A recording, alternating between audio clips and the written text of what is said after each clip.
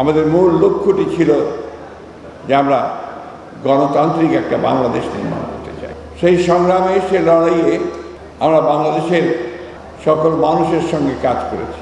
আমার কিছু স্মৃতি আছে, দু একটি কথা না বললেই হবে না। এবি পার্টির সঙ্গে যখন তারা দল করার সিদ্ধান্ত নেয়, সেই সময় তাদের সঙ্গে আমার খুব বেশি পরিচয় ছিল না। কিন্তু যখন সংগ্রাম শুরু হলো এই ফ্যাসিস্ট সরকারের বিরুদ্ধে, তখন এবি পার্টির মঞ্জু সাহেবের সঙ্গে আমার কয়েকবার কথা হয়েছে, দেখা হয়েছে। আমরা একসাথে কী করে এই আন্দোলনকে সফল করা যায় অন্যান্য দলগুলোর সঙ্গে আমরা আলোচনা করেছি, তাদের সঙ্গে আলোচনা করেছি।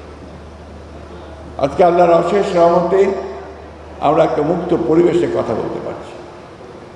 তখন কিন্তু আমরা মুক্ত পরিবেশে কথা বলার কোনো সুযোগ ছিল না। আমরা কেউ ঘরে থাকতে পারতাম না। আমাদের হাজার হাজার ছেলে, তারা বাড়ি ছাড়া হয়েছিল, ঘর ছাড়া হয়েছিল। আমাদের মানুষেরা গ্রামে গঞ্জে পর্যন্ত তার নিজের বাসায় থাকতে পারত না, খেতে খামারে এবং সেই জঙ্গলের মধ্যে গিয়ে আশ্রয় নিয়েছে। এই সংগ্রামে যেমন আজকে এখানে আহতরা আছেন, আমি জানি কয়েক হাজার আহত আছেন, ঠিক তেমনিভাবে আজকে আমাদের গ্রামে গঞ্জে প্রায় ৬০ লক্ষ মানুষের বিরুদ্ধে মিথ্যে মামলা দেওয়া আছে। আমাদের প্রায় ৭০০-র মতো বেশি নেতা কর্মী সহ গুম হয়ে গেছে। আমাদের নিহত হয়েছে প্রায় ২০,০০০-এর উপরে, সব মিলিয়ে। তো এই একটা আত্মত্যাগ, যুদ্ধ, সংগ্রাম, লড়াই, এর মধ্য দিয়ে কিন্তু আমরা এই জায়গায় আজকে এসে পৌঁছেছি। ৫ মাস পরে অনেকেই জিজ্ঞাসা করছে যে আমাদের অর্জন কি? অর্জন হচ্ছে আজকে আমরা এখানে দাঁড়িয়ে নিঃসংকোচে, কোনো নির্ভয়ে আমরা কথা বলতে পারছি। এটাই আমাদের একটা বড় বিজয়। এবং এখানে এবি পার্টির একটা ভূমিকা আছে বড়। এবং আজকে আমি তাদের যে কাউন্সিল হয়েছে, সেই কাউন্সিলে যারা নতুনভাবে নির্বাচিত হয়েছেন, আমাদের মুজিবুর রহমান মঞ্জু সাহেব এবং ব্যারিস্টার ফুয়াদ সাধারণ সম্পাদক হিসেবে, আমি তাদেরকে আন্তরিক অভিনন্দন, শুভেচ্ছা জানাচ্ছি। আমার দল বাংলাদেশ জাতীয়তাবাদী দলের পক্ষ থেকে, আমার নেত্রী দেশনেত্রী বেগম খালেদা জিয়ার পক্ষ থেকে, আমার নেতা জনাব ভারপ্রাপ্ত চেয়ারম্যান তারেক রহমানের পক্ষ থেকে। ফ্যাসিস্টের বিরুদ্ধে গণতান্ত্রিক সংগ্রাম খুব কমই সফল হয়। আমরা এই সশস্ত্র ফ্যাসিস্ট বাহিনীর বিরুদ্ধে, হাসিনার বিরুদ্ধে, তার সব বাহিনীর বিরুদ্ধে আমাদের ছেলেরা তাদের যে তুত্তাল আন্দোলন, সে আন্দোলনের মধ্যে দিয়ে কিন্তু আমাদেরকে সেই সাফল্য এনে দিয়েছে।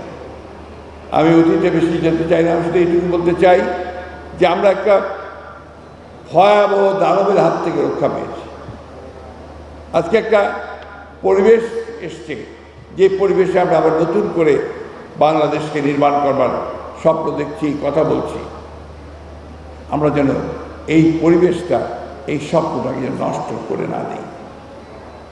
আমাদের এখন যেটা প্রয়োজন, সমস্ত প্রভোকেশনের পরেও আমরা যেন আমাদের সিদ্ধান্তে অটল থাকি। আমরা একটা গণতান্ত্রিক ব্যবস্থায় ফিরে যেতে চাই।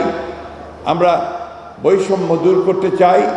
আমরা বাংলাদেশের সেই আমাদের তরুণদেরকে তাদের সঙ্গে হাতে হাত মিলিয়ে, কাঁধে কাঁধ মিলিয়ে আমরা একটা নতুন বাংলাদেশ দেখতে চাই। এখানে আমাদের কোনো বিভেদ নেই, কিন্তু দুর্ভাগ্যক্রমে আমাদের দেশেরই কিছু মানুষ, তারা আজকে বিভিন্নভাবে এই ঐক্যে তারা কিছু ফাটল ধরানোর চেষ্টা করছেন। আমি জানি সেই চেষ্টা সফল হবে না। আমরা অবশ্যই সম্মিলিতভাবে, ঐক্যবদ্ধভাবে আমাদের যে লক্ষ্য, সেই লক্ষ্যে আমরা পৌঁছতে সক্ষম বলে আমি বিশ্বাস করি। আমি খুব সুস্থ নই, সেই জন্যে বেশি কথাও বলবো না, শুধু এইটুকু কথা বলে শেষ করতে চাই যে আজকে বাংলাদেশকে নতুন করে নির্মাণ করবার যে স্বপ্ন আমরা দেখছি, সেই স্বপ্নকে বাস্তবায়িত করতে হলে আমাদের কিন্তু একটু ধৈর্য ধরে করতে হবে। ধৈর্য ধরতে হবে এবং হঠকারিতা করে ভুল সিদ্ধান্ত নিয়ে ভুল পদক্ষেপ করে আমরা যেন সেই সম্ভাবনাকে বিনষ্ট না করি সেই বিষয়টা আমাদেরকে সবসময় লক্ষ্য রাখতে হবে। হ্যাঁ, দেশের অবস্থা অর্থনৈতিক দিক দিয়ে খুব ভালো নয়, রাজনৈতিক দিক দিয়ে ভঙ্গুর অবস্থা হয়ে আছে, একটা ভাসমান পরিস্থিতি আছে। আমরা সেইটাকে একসাথে করতে চাই, একখানে নিয়ে সবাই মিলেই আমরা এই সমস্যাগুলো সমাধান করতে চাই। সবাই মিলে একসাথে হয়ে যদি আমরা সেই দানবকে ফ্যাসিস্টকে সরাতে পেরেছি, তাহলে আমরা কেন পারবো না আমাদের জন্য সত্যিকার অর্থে একটা নতুন সম্ভাবনার একটা নতুন রাষ্ট্র নির্মাণ করতে। আমরা সংস্কারের কথা আগেই বলেছি, আবারও বলছি যে আমরা সংস্কার চাই। কিছু কিছু মানুষ আছেন যারা একটু ভুল বোঝানোর চেষ্টা করেন যে আমরা সংস্কার আগে নির্বাচন চাই বা নির্বাচনের জন্য অস্থির হয়ে গেছে। বিষয়টা কিন্তু সেটা না, এটা বুঝতে হবে। আমরা যেটা বলছি যে নির্বাচনটা কেন দ্রুত চাই, এই কারণে দ্রুত চাই যে নির্বাচনটা হলে আমাদের যে শক্তি, সেই শক্তি আরও বাড়বে, যে সরকার থাকবে, পার্লামেন্ট থাকবে, সে অনেক বেশি শক্তিশালী হবে। আর যে সংকটগুলো সৃষ্টি হয়েছে সেই সংকটগুলো দূর হয়ে যাবে। আমরা তো এই কথাও বলেছি যে আমরা নির্বাচনের পরে আমাদের দল থেকে আমরা বলেছি যে আমরা একটা ঐক্যবদ্ধ জাতীয় সরকার করতে চাই, সবাই মিলে রাষ্ট্রের সমস্যার সমাধানগুলো আমরা করতে চাই। এটা আমাদের কথা। এখন যারা অন্যান্য দলে আছেন, যারা রাজনৈতিক দলগুলো আছেন, তারা অবশ্যই এটা ভাববেন, চিন্তা করবেন এবং সেই হিসাবে তারা তাদের যে মতামত সেই মতামত দেবেন। আমি বিশ্বাস করি তত্ত্বাবধায়ক সরকার, বা আমরা বলছি না, আমরা বলছি ইন্টারিম গভর্নমেন্ট, সেই ইন্টারিম গভর্নমেন্ট তাদেরকে আমরা সমর্থন দিয়েছি, সমর্থন দিয়ে যাচ্ছি এবং এই সমর্থন দিয়েই তাদের পক্ষেই সম্ভব হবে আমরা একটা পথ খুঁজে পাবো, যে পথে আমরা সামনের দিকে এগিয়ে যেতে পারবো। আমার বাংলাদেশ পার্টি, এবি পার্টি একটা নতুন ইয়াং তরুণদের নেতৃত্বে এসছে।